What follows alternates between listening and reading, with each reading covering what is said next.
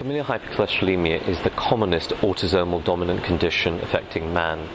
So the current wisdom suggests that the prevalence of this condition is about 1 in 200 to 1 in 250 in general populations.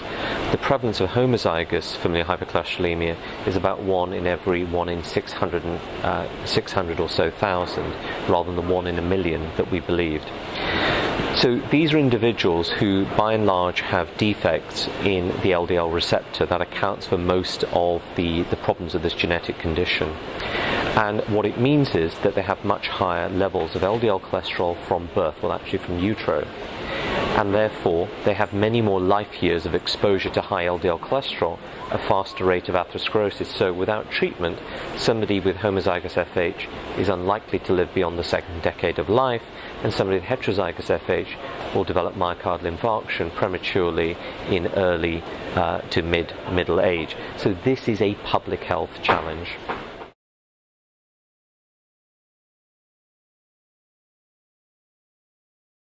So the biggest challenge is if you don't find them, you can't treat them. So if you look at countries where there is a screening program, the Dutch are the best. They identified based on historical prevalence of 1 in 500, about 70% of their population with FH. Based on a prevalence of about 1 in 200, this number is probably about 30%.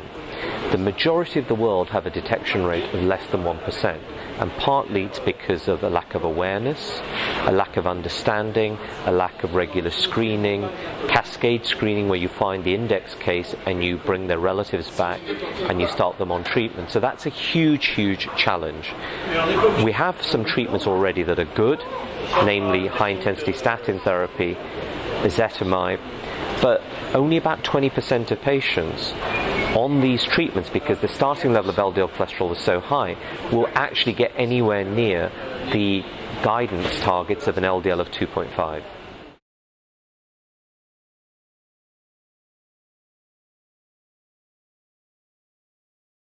Undoubtedly, PCSK9, the mode of action is with using a monoclonal antibody that mops up circulating levels of PCSK9. This is a protein which essentially binds to the LDL receptor and stops it recycling, so you have fewer LDL receptors.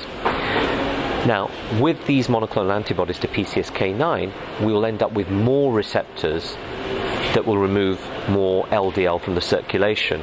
So now these patients with FH, based on trial data that we have, somewhere between 60 to 75% of patients with FH now will get down to levels of LDL below 1.8, 2.5 millimoles. We've never ever been able to reach these levels with conventional treatment, even when we've utilized this. So this is a game change and a whole revolution in the treatment of FH. The main problem now actually remains, we've got a treatment that works, is finding those patients.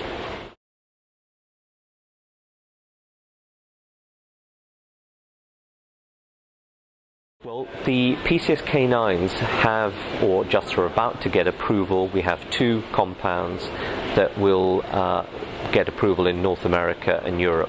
It's imminent. In some areas it's already happened. In terms of actually putting them into clinical practice, it takes a little bit of time.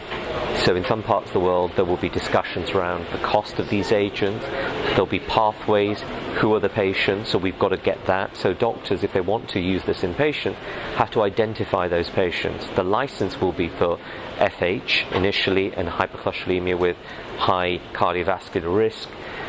So we've got to identify those patients, agree a protocol and a pathway, and ensure that appropriate funding is available to actually fund this. But the biggest challenge is actually you can't treat this condition unless you find it. And so that's where, for example, we in the European Atherosclerosis Society, we've established the EAS FH Studies Collaboration, a global collaboration of 80 countries using registry data to determine how FH is detected, managed, so that we can actually change policy, develop ICD codes for FH which don't exist, and actually try and mandate screening and better identification, because we're now going to get the tools to treat these people better.